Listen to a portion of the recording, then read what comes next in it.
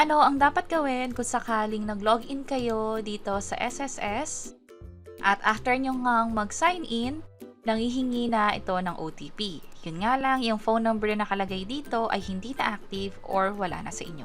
Ano yung dapat gawin? By the way, kung first time mo sa channel na to and gusto mo pa ng mga online tutorial videos katulad nito, please click the subscribe button. Kung sakaling wala na sa inyo yung phone number na nakalink dun sa SSS account ninyo, kailangan nyo na tong palitan kasi dapat i-enter ninyo yung OTP na ma-receive ninyo para makapag-login. At napaka-critical na dapat meron kang login access sa SSS online account mo para nga naman magawa mo yung mga transaction. Halimbawa, mag-claim ka ng mga benefits or mag-apply ka ng loan. Pwedeng-pwede yan gawin kahit phone or computer ang gamit mo. At idagdag ko na din na sa mobile app kasi ng SSS, kahit mag-login kayo dyan gamit yung user ID o yung fingerprint inyo, possible hindi kayo hinga ng OTP. Yun nga lang, napakalimitado kasi nung sa app. Halimbawa, pwede mong i-access yung contribution mo. Kung yun yung purpose mo, pwede na. Kung gusto mo mag-generate ng PRN, pwede naman para sa contributions mo. Lalo sa mga OFW or sa mga voluntary members. Pero, paano kung gusto mong mag-enroll ng bank account ng GCash para pag mag-apply ka ng loan, doon mapupunta yung pera? Or kung mag-claim ka nga ng benefits, halimbawa maternity benefit, or sickness benefit, or kahit yung loan nga, kailangan gawin siya sa website ng SSS. Hindi siya pwede dito sa app. Katulad nito, pag pumunta ako sa benefits, disability benefit, walang option dito na makapag-request. Hindi ko alam kung i-update nila sa future itong app, pero right now kasi napakalimitado talaga. Mas maraming pwedeng gawin doon sa website na siya nanghihingi nga ng OTP. So, klaro na tayo na kahit may mobile app access kayo, mas maganda na may access talaga kayo sa website nila at kailangan nyong i-update yung phone number just in case na wala na to sa inyo. Ano yung dapat gawin? So, kung nandito kayo sa Pilipinas, mas maganda na pumunta na kayo sa SSS branch. At doon nga sa SSS branch, magsabi lang kayo sa guard or doon sa officer sa Public Assistance Help Desk na kailangan yung i-update yung record ninyo. Ito-double check nila kung may mga requirements na kayo at bibigyan din nila kayo ng form na katulad nito.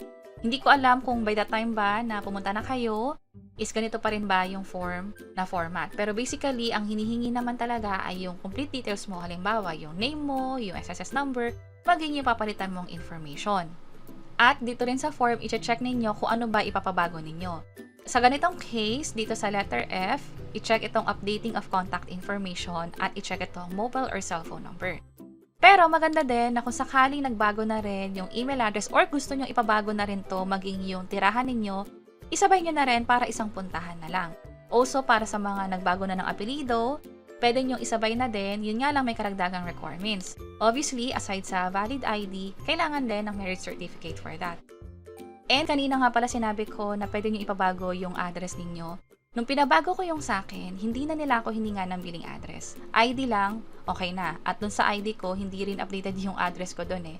So, inalaw pa rin ng SSS na baguhin yung tirahan ko, yung cellphone number ko, kahit walang additional requirements aside sa ID. Akala ko kasi kailangan pa ng billing address or barangay certificate or ng SIM card na kapatunay na akin nga tong phone number na to. Pero again, yung share ko sa inyo ay based sa experience ko. Kung meron naman kayong mga ganong documents, halimbawa yung sa bill, dalhin nyo na din para makasiguro nga naman. And balikan ko lang na ito yung list of ID sa tinatanggap ng SSS. Pwede nyo na rin gamitin yung national ID ninyo just in case na meron kayo nun. At kapag okay na, na-fill upan nyo na yung form, pwede kayong bumalik doon sa officer kasi bibigyan nila kayo ng number na katulad nito. Hintayin nyo lang na matawag yung number. At kapag natawag na, punta na lang kayo doon sa officer at ipa-update na yung record. Itanong nyo na rin kung yung pag-update ba ng record ay aabutin pa ng more than 24 hours or right away, instant, ma-update agad. Bakit? Kasi mas maganda na habang nasa SSS kayo, doon sa branch, mag-login na kayo sa website. Gamitin nyo na lang yung cellphone ninyo. Kapag nag-login na nga kayo, i-enter nyo na agad yung user ID and password. At i-check ninyo kung dun sa next page ay updated phone number na yung makikita ninyo para pwede na kayong makapag-login.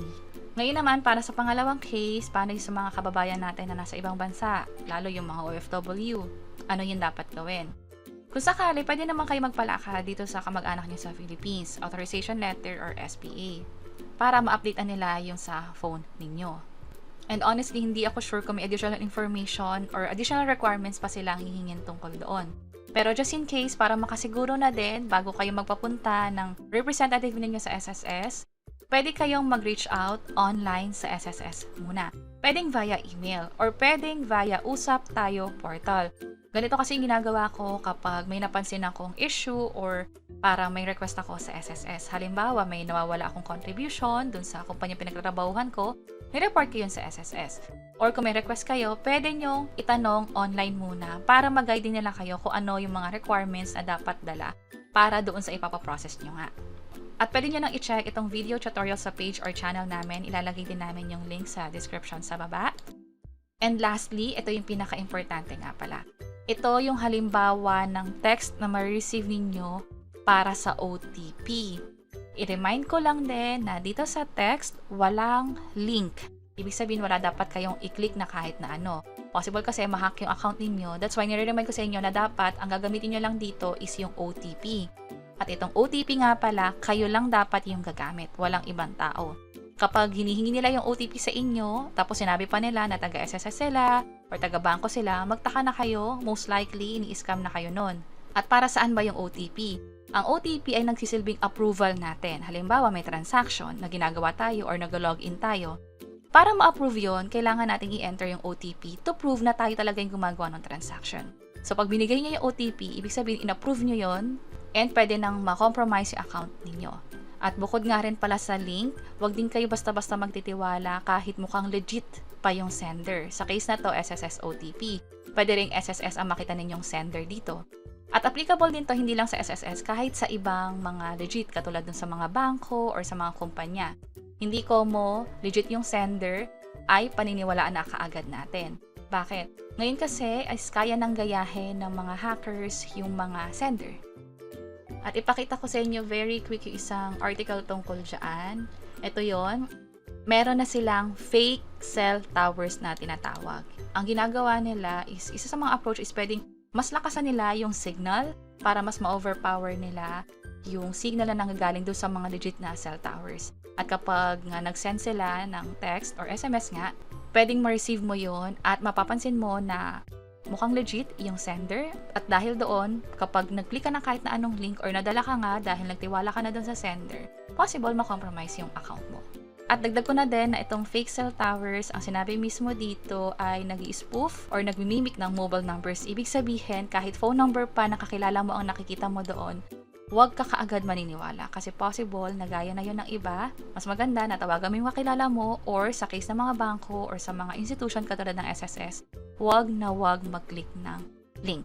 Kapag ganon, pwedeng ignore pero pwede mo ring i-report para nga naman maimbestigahan lalo sa area na yon na tina-target na pala for hacking. And that's it. Sana nakatulong tong video na to para sa iba't ibang mga tutorial videos. Pwede nyo i-check tong mga nasa baba. Sana makatulong and see you sa mga next videos. Bye-bye!